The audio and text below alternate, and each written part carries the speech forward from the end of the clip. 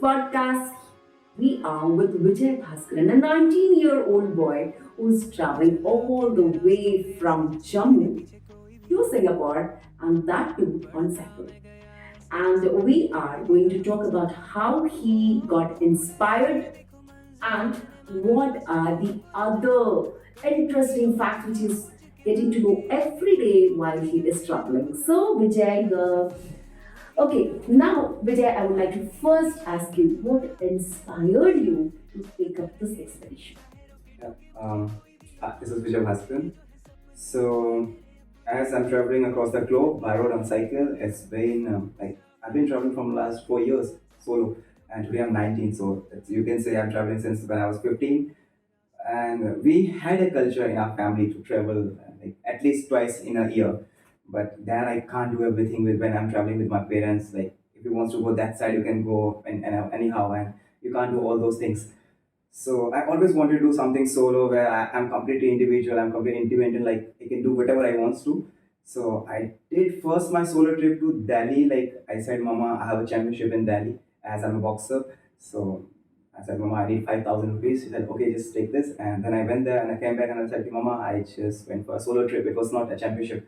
And she got mad like anything. And so she complained to my brother and they all started calling me like what if something has happened. So and then they came to know, okay, he learned somehow to travel solo.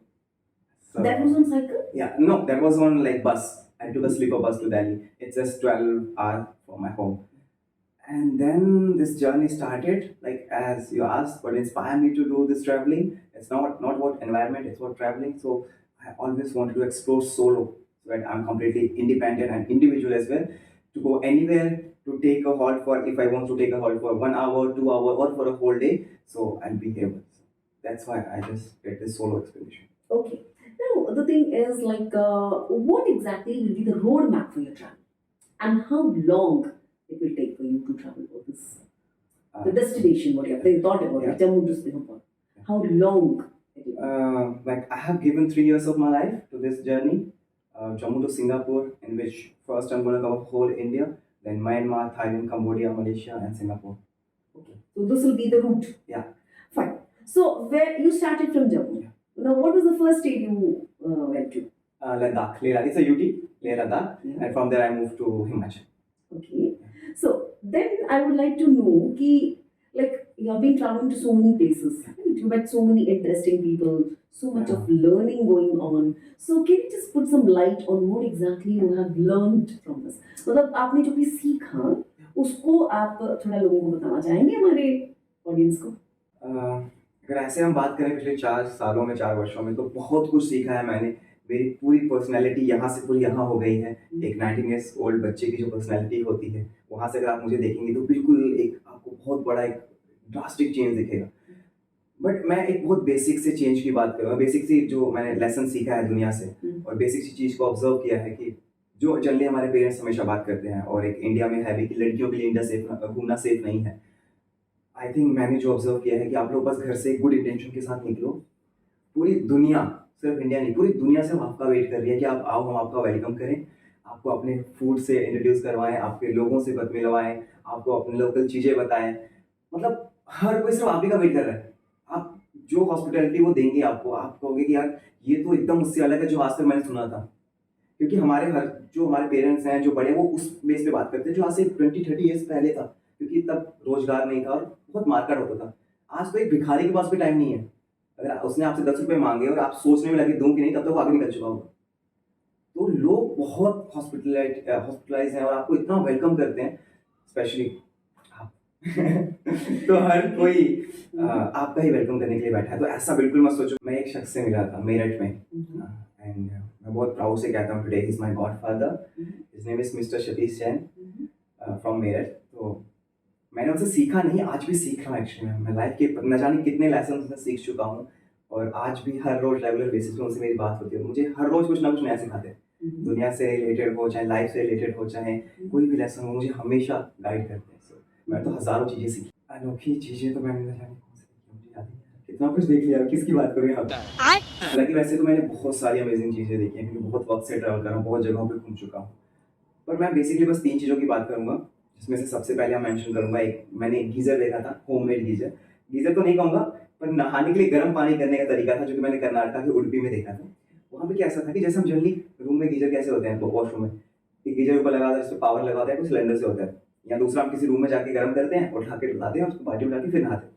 वहाँ पे क्या था, एक छोटा सा platform बना हुआ था, उसमें एक पीतल का, तांबे का मटका बड़ा सा लगा हुआ था, फिक्स था, एकदम कॉन्क्रीट से फिक्स किया हुआ था, और दूसरा एक और कॉन्क्रीट से टैंक जैसा बना था, ओपन टैंक। तो वो जो पीतल का वो मटका था, उसके अंदर पानी डालते थे, और रूम के बाहर पीछे की तरफ नीचे से चूल्हे जैसा स्पेस था, जो कि ठीक मटके के नीचे था। तो पीछे से आग जलाते थे और यहाँ वॉशरूम के अंदर पानी गर्म हो जाता था। तो उसको 2 बकेट इसमें, 2 बाल्टी इसमें पानी निकाला, 2 बाल्टी ठंडे वाले में से निकाला और अपना बाल्टी भर के नहा लिया। बहुत कूल लगा। हाँ, पर मेरे लिए बहुत नया था वो। तो इट वाज लाइक, मैं एकदम शॉक हो गया कि अरे ऐसा कैसे हो सकता है, इतना दिमाग किसका है। कॉपर का बॉयलर हुआ करता था। हाँ, एग्जैक्टली। सबके घरों में होता था पहले। हाँ, तो अब बहुत कम रह गया। एग्जैक्टली, वो सबसे रेयर मेरे को लगा जो। उसके बाद इसी जर्नी में मैंने अभी, एंड उसके बाद मैंने एक वाटरफॉल देखा, जबकि छत्तीसगढ़ में हूँ, और छत्तीसगढ़ का वाटरफॉल है जिसे हम मिनी नाइगरा कहते हैं, चित्रकोट वाटरफॉल्स, जगदलपुर में, बस्तर के पास, बस्तर के अंदर ही आता है। That was also super amazing, क्योंकि मैं ऐसे सही टाइम पे पहुंचा, मानसून में पूरा वाटरफॉल भरा हुआ था, और जब मैं वहाँ अपनी चेयर लगा के बैठा और मैंने उस वाटर के जो गिरते हुए जो काफ था, जहाँ पे कर्विंग पे जहाँ पे गिर रहा था, गिरने की शुरुआत, वो जब मैं देख रहा था, वो मेरे को ऐसा लगता है इल्यूजन क्रिएट कर रहा था, मेरे को एकदम अट्रैक्ट कर रहा था अपनी तरफ। मैं 2-3 घंटे ऐसे बैठा रहा। That was also like wonderful. मेरे लिए वर्ड नहीं है उन सब चीज़ों के लिए। Okay, so every day you see something new, something exciting, है ना? तो ये learnings आपके पास में। अच्छा, जब जाते हो ना, तो एक जगह से दूसरी जगह पर आप कभी-कभी बहुत थक जाते हो, मेंटली थक जाते हो, फिजिकली थक जाते हो, तो उस चीज को आप कैसे मैनेज करते हो? फिजिकली थकना is like a very small part of it. Mentally जब हम थक जाते हैं, वो बहुत बड़ी चीज़ है, और बहुत सारे 90% लोग जब मेंटली थकते हैं तभी वो गिव अप कर देते हैं, फिर आगे नहीं बढ़ पाते। फिर मैं, पर जब मेरे साथ कभी ऐसा होता है, क्योंकि अभी मैं जिस जर्नी में हूँ बहुत लंबे टाइम के लिए हूँ, तो अप्स एंड डाउन्स रेगुलर आते हैं, हर रोज एक नया चैलेंज है, एक नई जैसे जगह है। अप्स कैसे और डाउन्स कैसे? हाँ, अब हर रोज एक नई जगह जा रहे हैं, हर जगह पानी अलग है, खाना अलग है, हो सकता है आपको कहीं खाना पसंद ना आए। देन इसके साथ साथ आप जब एक साइकिल पे जर्नी कर रहे हो, साइकिल पे ट्रैवल कर रहे हो, यू आर बजट ट्रैवलर, सो आपका फिक्स स्टे नहीं है, रहने का ठिकाना नहीं है, खाने को कहाँ मिलेगा ये बिल्कुल नहीं मालूम, क्या खाओगे बिल्कुल नहीं मालूम, पानी कहाँ मिलेगा ये नहीं मालूम, और पानी मिलेगा भी तो कैसा मिलेगा ये नहीं मालूम। सो ये छोटे मोटे चैलेंज तो हर रोज आते हैं, बट फिर कभी कभी ऐसा भी होता है जब आप मेंटली थक जाते हो, कि आप सोचते हो कि नहीं यार, बस अब गिव अप कर देना चाहिए, घर जाते हैं, क्या कर रहा हूँ ये मैं, मुझे तो कुछ रिटर्न में मिल भी नहीं रहा है, क्यों कर रहा हूँ मैं इतना। फिर मैं एक चीज़ सोचता हूँ कि मैं इस सफ़र में इतना आगे बढ़ चुका हूँ, और इस आगे बढ़ते बढ़ते जो मेरे पीछे लोग हैं, इतने सारे लोगों की मेरे से इतनी सारी एक्सपेक्टेशंस जुड़ गई हैं अब, स्पेशली मेरे पेरेंट्स की, एक 19 साल के बच्चे को उनके पेरेंट्स का परमिशन मिलना ऐसे काम के जिससे उसको पर्सनली कुछ रिटर्न नहीं मिल रहा, it's a very big thing, which means मेरे पेरेंट्स को कहीं ना कहीं एक होप है कि अगर ये ऐसा कुछ करने निकला है, सो ये मेक अ बिग चेंज। सो मैं उस होप को नहीं तोड़ सकता, और जब ये सोचता हूँ तो मैं वापस से फिर फुल चार्ज करता पेरेंट्स हूँ। की बात ही हो रही है ना, तो पेरेंट्स जैसे हम पेरेंट्स का जहाँ तक है, सो ऑफकोर्स आप कितने भी बड़े हो जाओ, कितने भी सक्सेसफुल हो जाओ, एक जो मदर का एक कंसर्न रहता है आपकी हेल्थ से रिलेटेड, आपसे रिलेटेड, हेल्थ भी नहीं, अगर आप हो सकता है बहुत बड़े महल में भी रहते हो और आप पेरेंट्स से दूर रहते हो, तो एक जो माँ का कंसर्न हमेशा रहता है कि बच्चे ने खाना खाया है नहीं खाया, तबीयत कैसी है।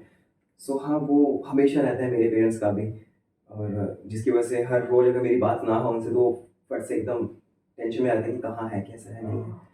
सो पेरेंट्स का हमेशा एक कंसर्न रहता ही है, और वो एक्चुअली रहना चाहिए, नहीं तो आप भी सोचने लगते हो कि शायद मेरे पीछे अब कोई भी नहीं है, और जब ऐसा होता है तो आपको एक अलग से एनर्जी मिलती है कि मेरी माँ है एक पीछे जो मुझे याद करती है, और मेरे भाई है जो मुझे मिस करते हैं, और वो लोग खुश हैं मेरे को आगे देख के, तभी मुझे याद करते हैं। तो हाँ, वो बहुत जरूरी है। खाते कैसे क्या हो, जैसे प्रोटीन्स आपको बहुत ज़्यादा ज़रूरत पड़ती है, तो कई बार उसके लिए कैसे मैनेज करते हो? क्योंकि एक सप्लीमेंट तो लेना ही होता है, क्योंकि अगर नॉर्मली आप जाते हो कहीं पर कुछ भी खाने पे होता है, अगर साउथ पे जाओगे तो आप सांभर चावल खा रहे होंगे, और जब हम छत्तीसगढ़ में हैं तो रोटी सब्जी और चावल, दाल की चटनी, और अगर महाराष्ट्र में चले गए होंगे तो आप भाकरी खा होंगे, तो आपको जो मेन सप्लीमेंट होता है जो आपका एक प्रोटीन का, तो उसको कैसे मैनेज करते हो? खाना तो बहुत रेगुलर ही होता है जो जनरली सब लोग खाते हैं, बट मैं प्रेफर करता हूँ कि अगर घर का मिल जाए, या अगर घर का नहीं मिले तो मैं खुद से बना लूँ, क्योंकि बाहर का हर रोज़ खा के हेल्दी नहीं है वो। तो मैं खुद से बनाने का ज़्यादा से ज़्यादा कोशिश करता हूँ, क्योंकि मैं अच्छा बनाता भी हूँ, तो कोशिश करता हूँ खुद से बनाऊँ।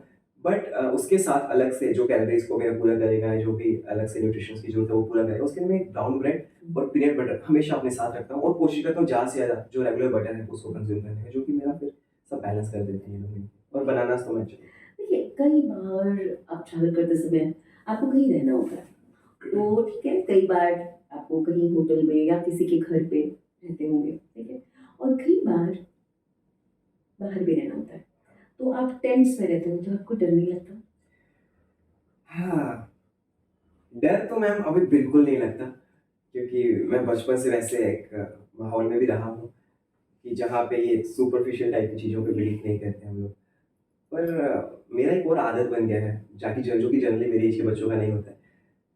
मैं बहुत ज़्यादा चीज़ों को नोटिस और ऑब्ज़र्व करने में बिलीव करता हूँ, जिसके लिए मैं बहुत सारे अलग-अलग डॉक्यूमेंट्रीज़ देखता हूँ, जिसमें से एक डॉक्यूमेंट्रीज़ है पैरानॉर्मल एक्टिविटी। हुँ, सो अभी तो मेरा ऐसा हो गया कि मैं वो रात को ना देखूँ, तो मुझे कभी-कभी लगता है कुछ तो छूट रहा है, क्या नहीं किया आज। तो मैं हर रोज़ रात को सो कभी आपका एक्सपीरियंस हुआ पैरानॉर्मल? बिल्कुल नहीं, आज तक तो बिल्कुल नहीं। हाँ, सुबह के लोगों ने एक्सपीरियंस करवा दिया है कि रात को कुछ तो होगा। क्योंकि मैं जैसे कि आपने पूछा टेंट कहीं बाहर लगाना पड़ता है। मेरे टेंट लगाने की जगह भी कुछ ऐसी ही होती है, जो जनरली लोग नहीं जो प्रेफ़र नहीं करते, डरते हैं, जैसे कि लाइक रिवर साइड हो गया, डीप फॉरेस्ट हो गया, कोई लेक हो गया, and one of my favourite is symmetry, शमशान घाट, जो मुर्दा वो उसे क्या कहते हैं, कब्रिस्तान। सो मैं ऐसी जगहों पे कोशिश करता हूँ अगर मैं टेंट लगाऊँ, ताकि रात को जहाँ पे लोग नहीं आते, उससे ज़्यादा सेफ जगह आपके लिए कोई नहीं हो सकती। So, हाँ, मेरी सबसे फर्स्ट प्रेफ़रेंस ऑलवेज़ रहती है कि सिमेट्री, कब्रिस्तान best place. Okay, I don't think I will not suggest कि आप वहाँ पर जाके रहो। Anyway, so ठीक है, आपकी इच्छा। अच्छा, देखिए, इन सब बातों को जैसे आप बड़ा सा गोल लेके चलते हो, तो आप एक मैसेज भी स्प्रेड कर रहे हो। तो उस समय आपको अपने गोल की तरफ फोकस रखने के लिए मेडिटेशन को करना ज़रूरी होता है। तो आप क्या मेडिटेशन करते हो? और कब और उसको आपको पर्सनली क्या फ़ील हुआ कि उसमें से आप जो क्वालिटी इम्प्रूव हुई मेडिटेशन है। आपने सीखा? नहीं, या बिल्कुल कैसे? नहीं, मैंने कहीं से सीखा नहीं है ये। अम, हाँ, मेरे फ़ादर साहब वो करते थे मेडिटेशन, तो उनको देख-देख के एक तब हालाँकि मैं बहुत छोटा था, he passed away when I was only 6-7 years old, but हाँ, वो चीज़ें थी दिमाग में थी, and he was very spiritual, वो सब चीज़ें थी दिमाग में। हुँ। देखिए, एक बात मुझे और पूछनी थी, जब आप चलते हो तो बहुत सारी चीज़ें आपसे मिलती जाती हैं, तो इन सब चीज़ों को क्या आप रिकॉर्ड करते हो? लिखते हो कुछ? हुँ। मैं रिकॉर्ड भी करता हूँ, कुछ चीज़ें जो मुझे लगता है कि एक की पॉइंट्स होते हैं, जैसे कि अगर मैंने उस चीज़ को याद किया, तो फट से ट्रिगर हो गया, अराउंड की जितनी भी चीज़ें हैं आस-पास की, वो सब याद हो जाएँगी। जैसे अगर मैं अय्यर मैम याद करूँगा, तो यहाँ पे हुई जितनी भी चीज़ें हैं, सब फट से उसके आस-पास की चीज़ें याद हो जाएँगी। वैसे मैं की पॉइंट्स जो होते हैं, उनको रिकॉर्ड कर लेता हूँ। कुछ चीज़ें मैं अपने फ़ोन के नोटपैड में लिखता भी हूँ, ताकि नहीं, वो ये तो है, ये तो आप जर्नी को एक नोट कर रहे हो। इसके अलावा भी आप कुछ लिखते हो? हाँ, कहानियाँ, बिल्कुल, बिल्कुल, बिल्कुल। कविताएँ? मैं एक्चुअली लिखने का थोड़ा शौकीन हूँ, और मैं पोएट्रीज़ लिखता हूँ, स्टोरीज़ लिखता हूँ, और एक मेरी खुद की टर्म है, उसे मैं स्टोट्री कहता हूँ, हुँ, हुँ। Which sounds like poetry, and आप समझोगे जैसे कि कोई कहानी चल रही हो। Okay, so that's very favourite. कुछ हम सुन सकते हैं? अम, हाँ, बिल्कुल, मैं ज़रूर सुनाऊँगा, और ये हम काइंड ऑफ पोएट्री और स्टोट्री का एक कॉम्बिनेशन है, हुँ, और ये मैंने अपने फादर पे लिखी थी। मेरे दिल के बहुत करीब है, जब मैं इसे कभी भी पढ़ता हूँ अक्सर, तो मुझे बहुत सारी चीज़ें फिर से रिकॉल हो जाती हैं।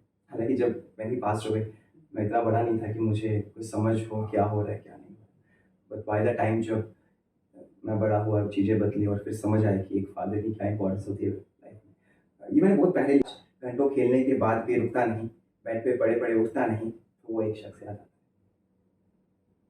पहले छोटी से छोटी गलती करने से पहले 100 बार सोचता था। थोड़ा-सा भी गलत लगे तो नहीं करता था, पर आज जब बिना सोचे-समझे बड़ी से बड़ी गलतियाँ कर देता हूँ, तो वो एक शख्स याद आता है। पहले हर रोज़ घर में कम से कम 3 से 4 घंटे पढ़ता था। क्लास में नहीं, पूरे स्कूल में टॉप करता था।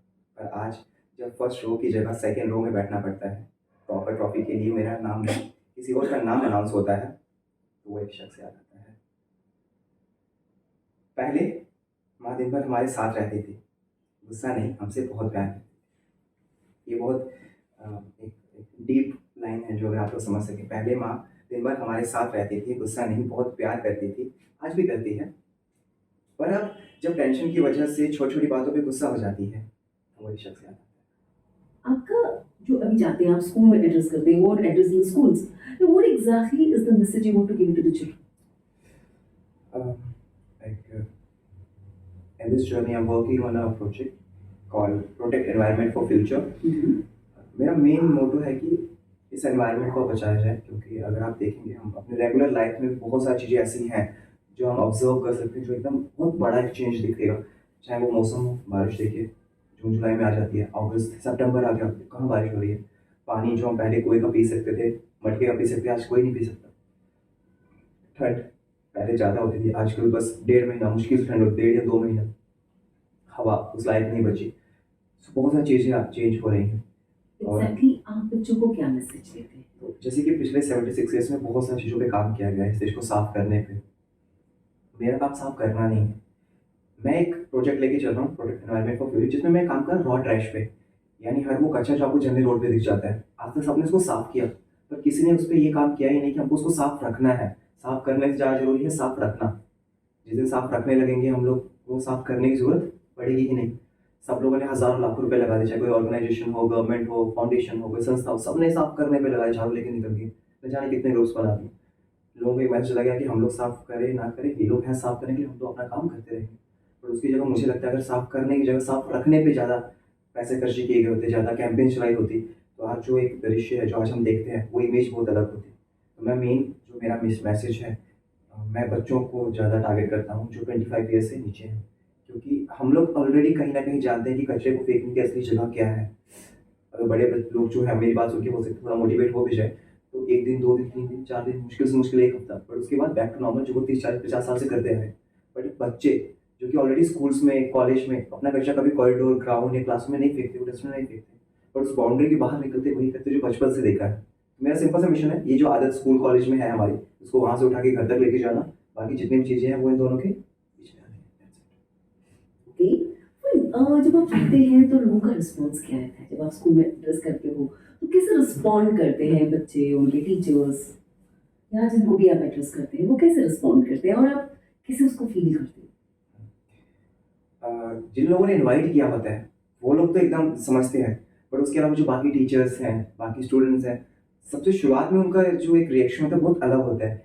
ये तो हमारी एज का है, 19 साल का है, क्या बोलेगा, कुछ लोग ध्यान नहीं देते। पर जैसे जैसे लेक्चर आगे बढ़ता है, सेमिनार आगे बढ़ते जाता है, खत्म होने तक उनका जो पर्सपेक्टिव है कम्प्लीटली चेंज हो जाता है। और मैं बहुत प्राउडली ये बात कहता भी हूँ।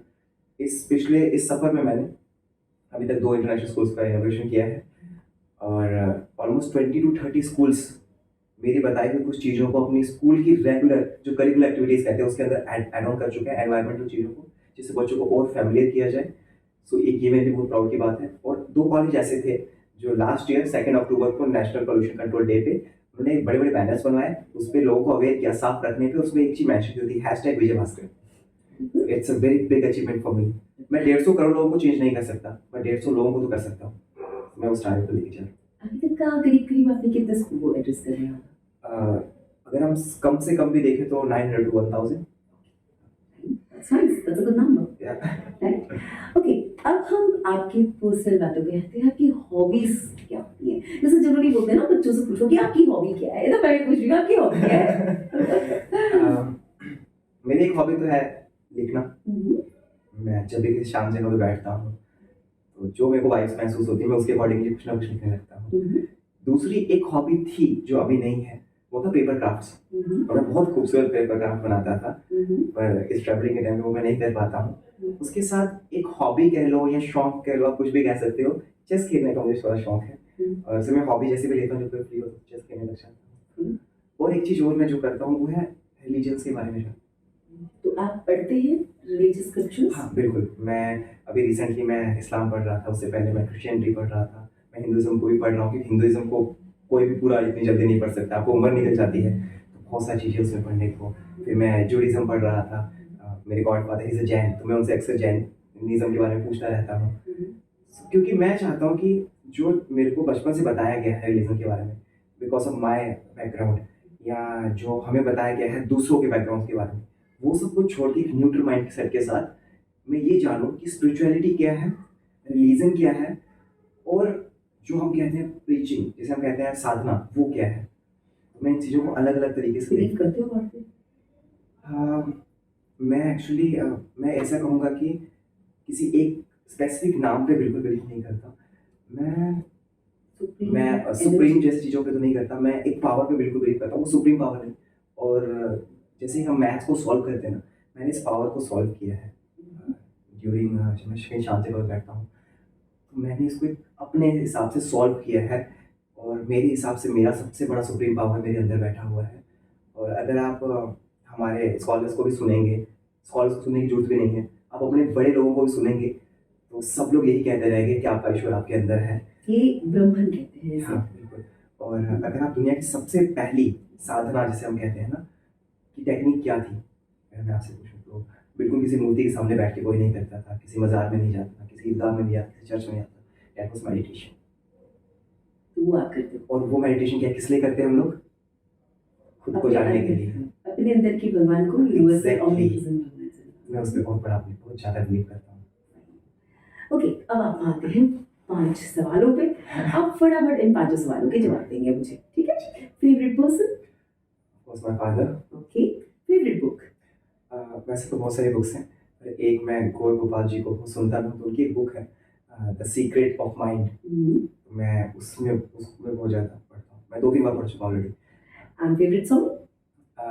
मेरे 2 सॉन्ग फेवरेट हैं, जिसमें एक है मुसाफिर हो यारो, ना घर है ना ठिकाना, और एक और ना खाना भले ना हो।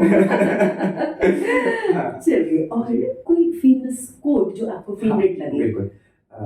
कोर्स में मेरे 3-4 फेवरेट हैं, बट उसमें से एक है जो मैं अपनी लाइफ पे अप्लाई करता हूँ। वो इंग्लिश का कोट है कि you have problems in your life? Yes. Can you do something about it? Yes. So I will.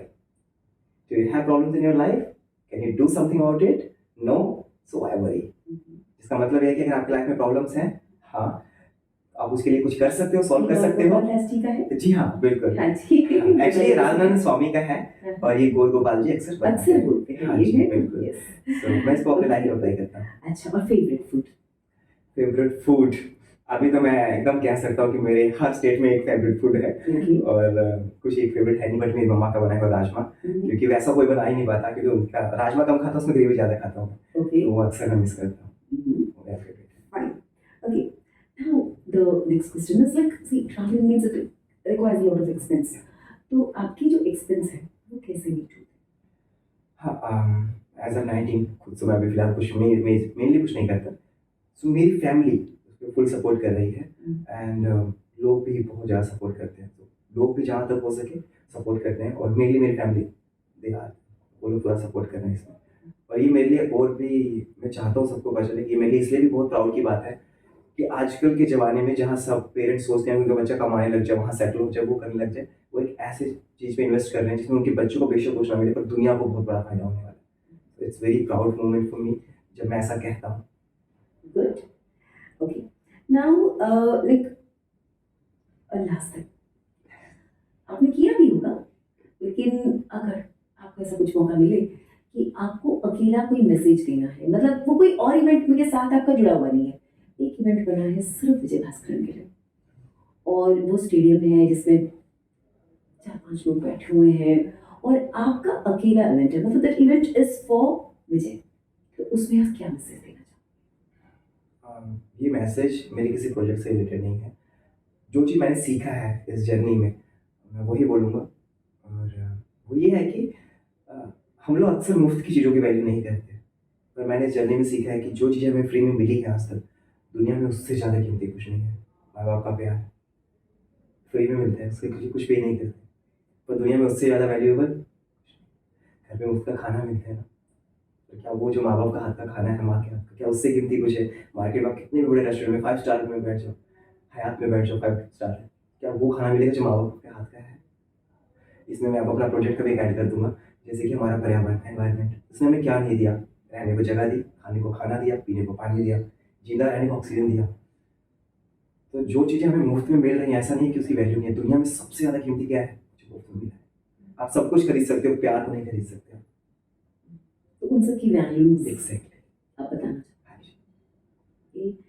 And now I would like to tell my viewers that we had a very good chat with Vijay, and we are here very happy that we have met a traveler, an author, an environmentalist, a motivational speaker, and all in one.